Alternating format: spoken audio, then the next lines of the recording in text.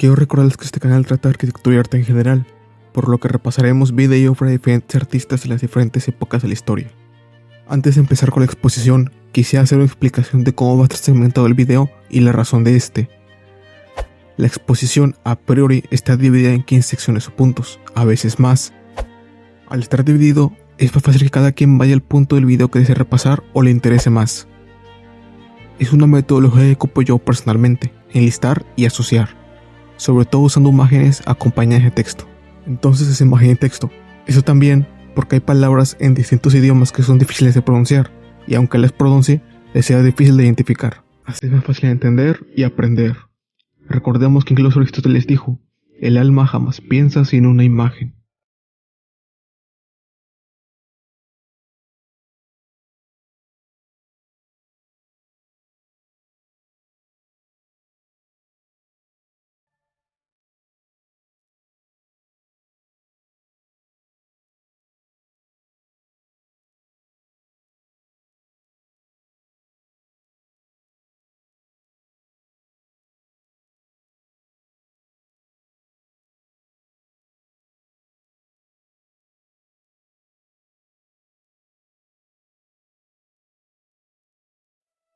Ludwig Mies van der Rohe nació el 27 de marzo de 1886 en la ciudad de Aquisgrán, Reino de Prusia.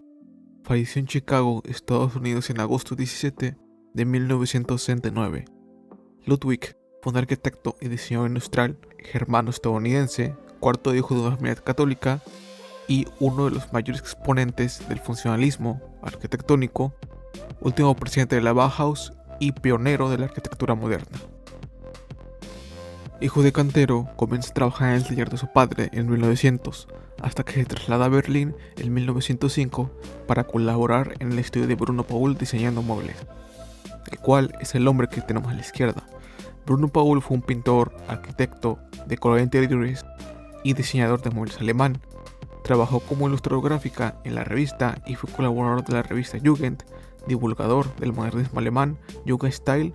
También fue director de la Escuela de Artes y Oficios y ejerció una notable influencia sobre el diseño industrial alemán. Posteriormente, en 1908 pasa a formar parte del estudio de Peter Behrens, donde conoció a Walter Gropius y a Le Corbusier. Behrens fue uno de los grandes arquitectos alemanes durante la primera década del siglo XX. Es el hombre a la izquierda.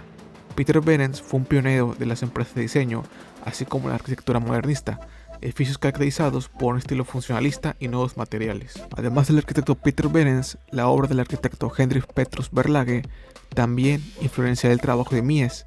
Esta admiración será reprochada por Behrens, quien despreciaba al arquitecto holandés. Behrens fue un arquitecto y urbanista neerlandés, caracterizado en su última etapa por el uso de sus obras de grandes superficies contenidas de hormigón armado, considerado el padre de la arquitectura moderna en los Países Bajos, y el intermediario entre los tradicionalistas y los modernistas.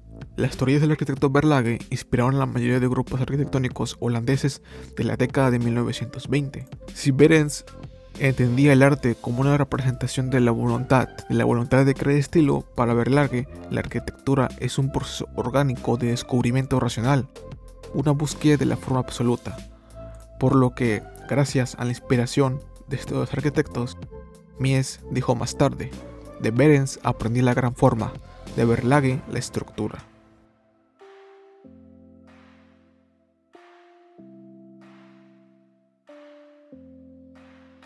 En 1912 abrió con mucho esfuerzo su propio estudio en Berlín. Durante los primeros años recibió muy pocos encargos, pero las primeras obras ya mostraban el camino que continuará durante el resto de su carrera. Entre esas obras se encuentra la Casa Urbic.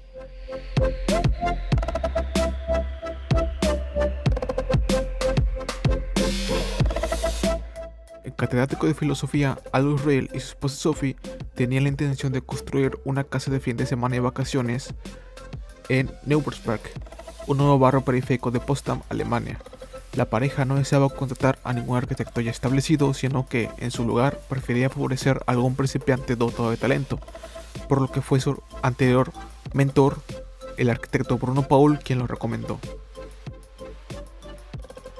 En 1913, con su esposa Ada Brun, se traslada a Werder, a las afueras de Berlín.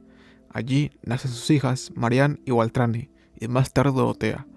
Hasta entonces, las relaciones entre la familia y el trabajo habían sido buenas, pero la Primera Guerra Mundial de 1914-18 provocó que Ludwig fuera destinado a Roma en ese periodo y la familia quedase separada.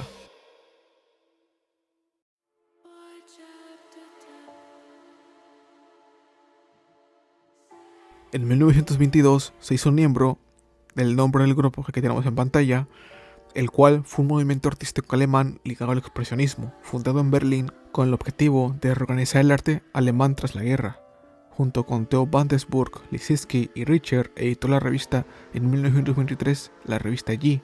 A partir de su participación en G, quedó fuertemente influenciado por el neoplasticismo de Theo van der Burg.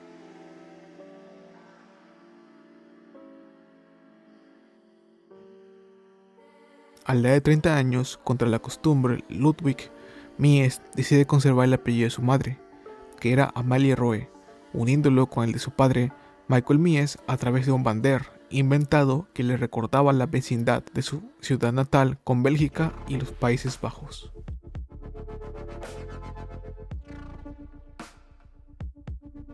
En 1926 fue arquitecto jefe de la exposición de Borburg alemán. Ese mismo año fue nombrado vicepresidente de la misma asociación y junto con Reich llevó a cabo obras de cierta envergadura, como la Casa Wolf en Guben, que era todo de ladrillo. La Deschusberg era una asociación mixta de arquitectos, artistas e industriales fundada en 1907 en Múnich por Hermann Matthäus. Fue una organización importante en la historia de la arquitectura moderna, del diseño moderno y precursor de la Bauhaus. Aquí podemos ver la obra. Esta obra en general es poco conocida. Ha sido considerada como la primera obra moderna de Mies. Se conjugan en ella elementos pintorescos, clasistas y modernos, utilizando conceptos entrelazados de patio cerrado. En 1929, Mies recibe el encargo de proyectar el Pabellón Nacional de Alemania para la Exposición Internacional de Barcelona. También diseñó la famosa silla de Barcelona, de acero cromado y cuero. Este edificio constituye uno de los hitos de la historia de la arquitectura moderna, al ser una obra que se plasma con particular rotundidad y libertad de las ideas del entonces naciente movimiento moderno, y está considerada por muchos autores como una de las 4 piezas canónicas de la arquitectura del movimiento moderno. Las 4 obras en cuestión son, primeramente, la Bauhaus del arquitecto alemán Walter Gropius, la Villa Savoye del arquitecto suizo Le Corbusier, la Casa de las Cascadas del arquitecto estadounidense y el Pabellón Alemán en Barcelona del arquitecto Mies van der Rohe.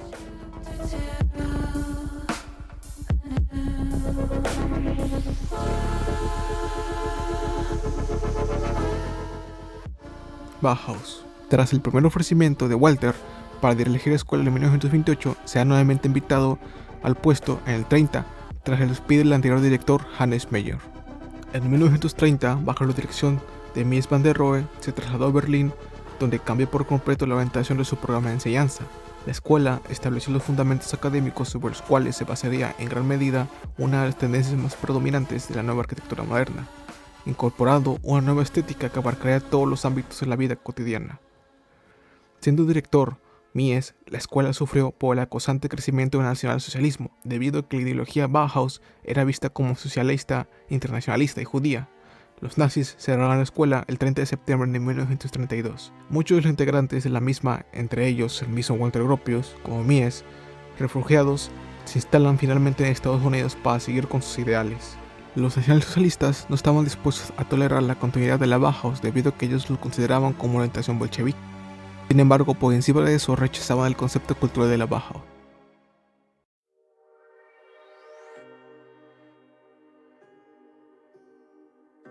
La evolución de los acontecimientos en Alemania lo obligó a emigrar a los Estados Unidos en 1937, donde fue nombrado director de la Facultad de Arquitectura del Illinois Technological Institute de Chicago, que posteriormente remodelaría para que fuera dedicado a la enseñanza y la investigación, y que se concluyeron a lo largo de los años 50. Para este, proyectó el nuevo campus que, una vez finalizado, extendió su fama por todo Estados Unidos.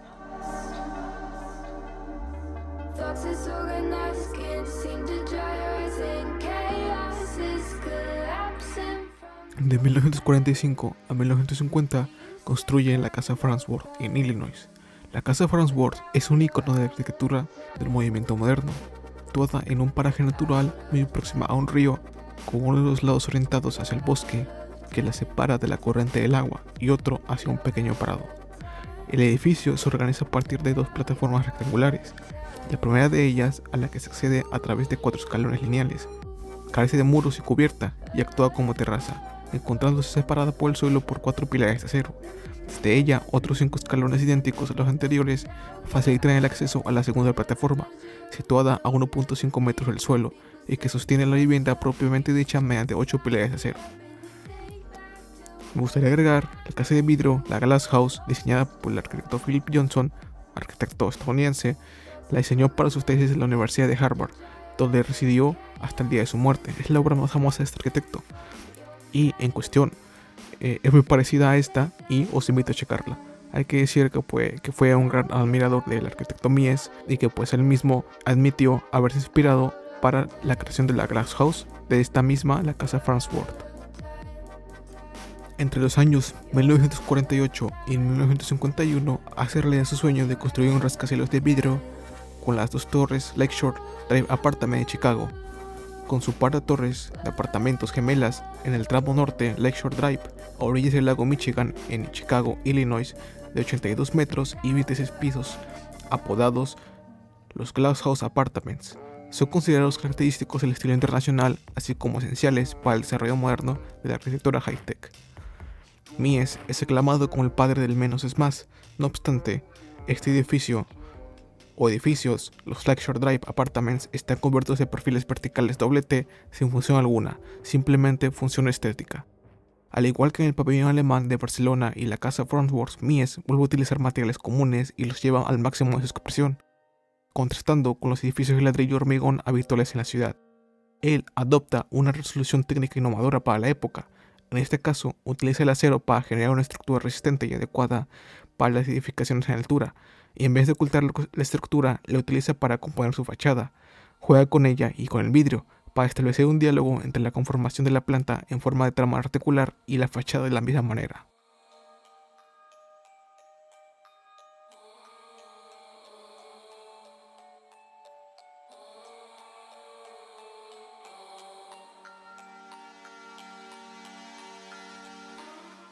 Entre sus obras más emblemáticas de esta etapa destaca el Secret Building de 1958. Es un rascacielos de 37 pisos de vidrio y bronce construido en Nueva York junto a su discípulo Philip Johnson. Es una moderna torre de edificios proyectado. Es la sede central de la corporación Segram, fundada por un contrabandista enriquecido por la venta de alcohol durante la ley seca, símbolo del mundo industrial contemporáneo. Ilustra el lema del arquitecto menos es más. El edificio cuenta con 39 pisos de 157 metros de altura y fue construido entre los años 54 y 58. La planta del Segram, al igual que el de los Lakeshore Drive, es un rectángulo de módulos de 5x3 estructuralmente cuadrados.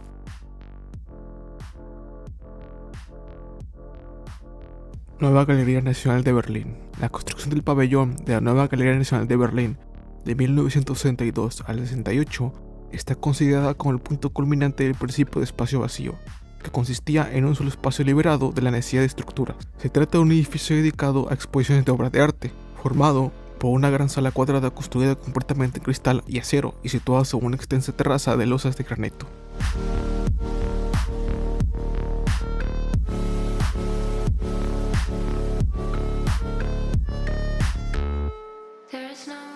Se trata de un vestido de tal magnitud que por supuesto resulta tremendamente complicado exponer en él. Soy totalmente consciente de ello, pero al mismo tiempo encierra tal potencial en sí que puedo pasar ese inconveniente por alto.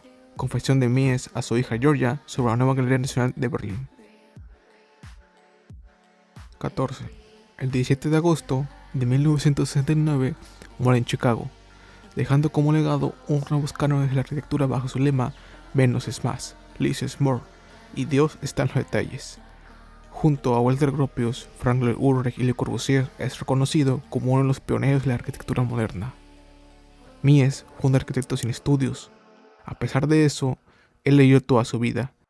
Su primer cliente, como ya vimos, fue el filósofo Aldous Huxley, el que le inculcó la costumbre y de ahí hizo la suya la idea de transformar el individuo como requisito para la transformación de la sociedad.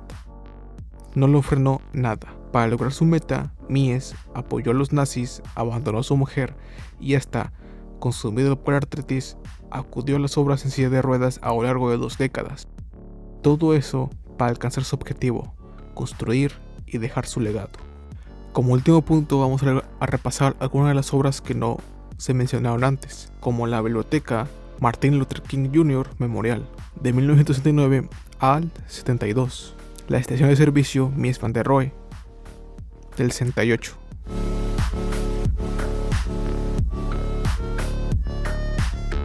Lafayette Park, de entre 1960 a 73, Detroit, Estados Unidos.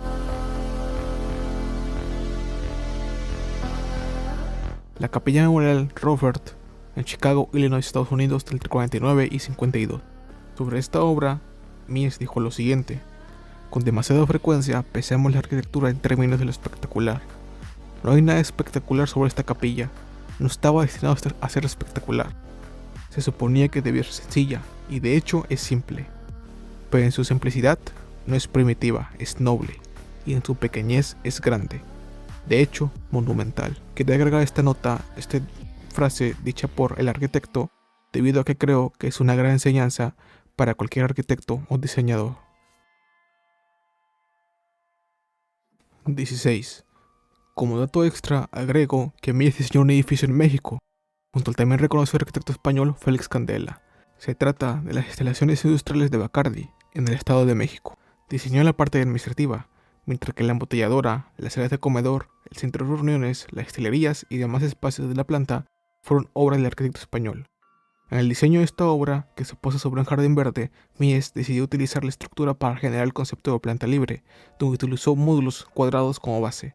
El volumen de 2 pisos resultó ser un rectangular planta de 52 por 27 metros, con una altura de 8 metros, con un vacío en el centro donde se genera la doble altura.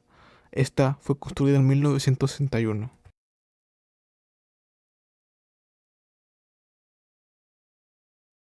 Y es todo. Recuerda dar like, suscribirte y compartir si te gustó este video. También te invito a seguirme en mis demás redes sociales, Facebook, Instagram, Twitter, TikTok, etc. Te dejaré los links en la descripción. Igual si vas a utilizar la información de este video, te dejaré abajo, igual en la descripción, cómo podrás citar este video para que lo puedas utilizar en tus trabajos. Ahora sí, hasta luego.